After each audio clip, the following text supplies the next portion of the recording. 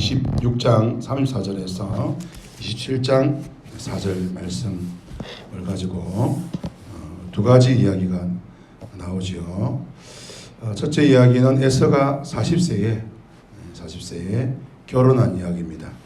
그것도 두 여자와 결혼했는데 둘 다 헷 족속입니다. 헷 족속. 36절에 보면 그들이 그 아버지 이삭과 리브가의 마음에 근심이 되었더라. 원문에 보면 고통이 되었더라. 고통을 증가시켰더라.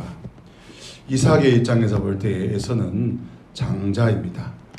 고대 근동사회에서 지금 우리나라도 그렇지만 첫째 장자는 특별하죠. 가업을 이을 자, 유업을 이을 자입니다. 그런데 하나님께서 리브가가 임신했을 때에 네 뱃속에 두 아이가 있는데 큰 자가 작은 자를 섬기리라 라는 말씀을 이삭도 알고 있습니다. 이삭도 들었습니다. 그렇지만 이삭의 입장에서 큰 아들 에서를 그 장자의 명분에서 장자의 자리에서 포기하기란 매우 어려운 이야기죠. 왜냐하면 주변에 다 그렇게 살아가는 것입니다. 모든 사람들이 그렇게 살아가고 있고 그것은 당연한 것이고 자연스러운 것이고 누구나 다 그렇게 하는 것이고 그걸 가지고 왜 장자를 그렇게 귀하게 보느냐 그걸 따질 사람도 없고 따질 이유도 없는 것이죠.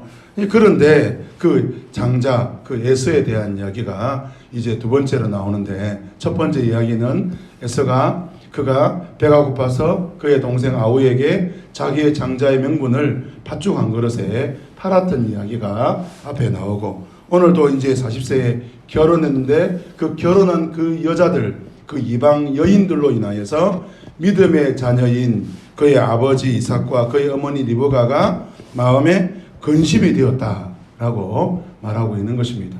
이 두 번째 이야기죠. 세 번째 이야기가 뭡니까? 바로 이삭이 나이가 많아서 눈이 어두워서 잘 보지 못하니까 1절에 보니까 맏아들 에서를 부르죠. 맏아들 에서입니다.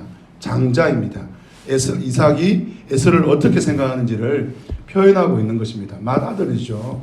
그래서 그 아들에게 뭐라 합니까? 네가 어디 있느냐? 내가 여기 있습니다. 그러니까 이삭이 하는 말이 내가 이제 눈이 어둡고 이제 언제 죽을지 모르는데 이제 네가 너의 기구 이전에 네가 내게 자주 바쳤던 그 내가 즐기는 별미를 만들어 사냥하여 가져오더라 라고 말합니다. 그러면 4절에 내가 죽기 전에 마음껏 내게 축복하겠다. 이삭은 하나님의 말씀을 알았지요. 큰 자가 작은 자를 섬기리라 하는 말씀을 들었지만 이삭은 그럼에도 불구하고 다른 사람들이 하고 있는 방식, 주변에서 하고 있는 방식, 또 내가 원하는 대로 그렇게 야곱을 그렇게 에서를 축복하고 싶었던 것입니다. 오늘 본문에서 우리는 무엇을 볼 수 있습니까? 하나님의 뜻, 하나님의 말씀이 있고 또 뿐만 아니라 내가 알고 있고 내가 경험하고 있고 내가 생각하고 있는 그런 방식, 이 두 방식이 서로 충돌하고 있는 것을 보게 되지요. 그때 이삭이 무엇을 선택합니까? 이삭은 자기 방식을 선택합니다. 하나님이 그렇게 말씀하지만 나는 그래도 이 맏아들 에서를 마음껏 축복해야 되겠다. 나는 내 아들 에서가 나의 장자의 명분을 이어받기를 소망한다. 그렇게 하고 있는 것입니다. 우리 내일 살펴보겠지만 그렇게 되지 않지요. 하나님은 참으로 희한한 방식으로 이해할 수 없는 방식으로 장자의 명분이 이삭을 통하여 야곱에게로 이어지는 것을 우리는 보게 되는 것입니다. 오늘도 우리는 이해할 수 없는 일들이 일어납니다. 그럴 때마다 하나님의 방식과 세상의 방식이 우리 가운데 찾아올 때에 때로는 하나님의 방식은 우리가 익숙하지 않고 우리가 원하는 방식이 아닐 수도 있습니다.